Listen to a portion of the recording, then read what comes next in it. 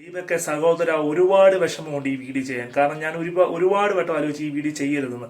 പിന്നെയും പറ്റുന്നില്ല. കാരണം എല്ലാവരും ഈ വീഡിയോ ഇട്ടുകൊണ്ടോ അല്ലെങ്കിൽ നിങ്ങൾ സപ്പോർട്ട് ചെയ്തിട്ടുകൊണ്ടല്ല ഈ വീഡിയോ ചെയ്യുന്നത്. കാരണം നിങ്ങൾ ഇന്ന് ഈ ഭൂമിയിലില്ല. കാരണം ഒരു പെൺകുട്ടി ചെയ്തൊരു തെറ്റ്. കാരണം ആ പെൺകുട്ടിക്ക് സോഷ്യൽ മീഡിയ വളരാൻ വേണ്ടി ആ പെൺകുട്ടി ബസ്സിൽ കയറിയപ്പോൾ ആ പെൺകുട്ടിയെ നിങ്ങൾ തട്ടുന്ന രീതിയിൽ ഒരു വീഡിയോ എടുത്ത് അദ്ദേഹം ആ വീഡിയോ എടുത്ത് നിങ്ങൾ അവർ ഇൻസ്റ്റാഗ്രാമിൽ ഇട്ടതുപോലെ അവർ വൈറലാകുകയും നിങ്ങൾ അഭിമാനം പണയം വെച്ചതുകൊണ്ട് നിങ്ങളുടെ മാനാഭിമാനം നഷ്ടപ്പെട്ടുകൊണ്ട് നിങ്ങൾ ആത്മഹത്യ ചെയ്തിരുന്നു. സത്യം സങ്കടം തോന്നി കണ്ടപ്പം.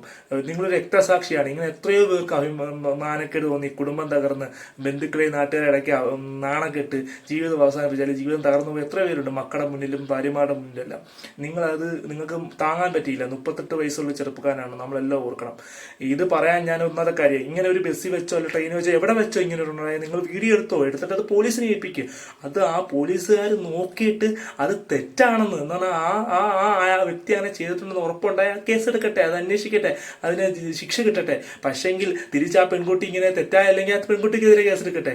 ഇതല്ലാതെ നിങ്ങൾ ഒരു പെൺകുട്ടികളും ഒരു സ്ത്രീകളും ഒരിക്കലും ഒരു പുരുഷനെയോ അല്ലെങ്കിൽ ആരെയും ഇങ്ങനെ വീഡിയോ എടുത്ത് നാറ്റുകയത്. കാരണം ഇന്ന് സോഷ്യൽ മീഡിയ ലോകം മുഴുവനും പോകുന്നതാണ്. ഇങ്ങനെയുള്ള കാര്യങ്ങൾ കാണാൻ ആൾക്കാർ ജിജ്ഞാസയോടെ നോക്കിയിരിക്കുന്നതാണ്. ഒരു ജീവിതം തകർക്കരുത് നമ്മൾ.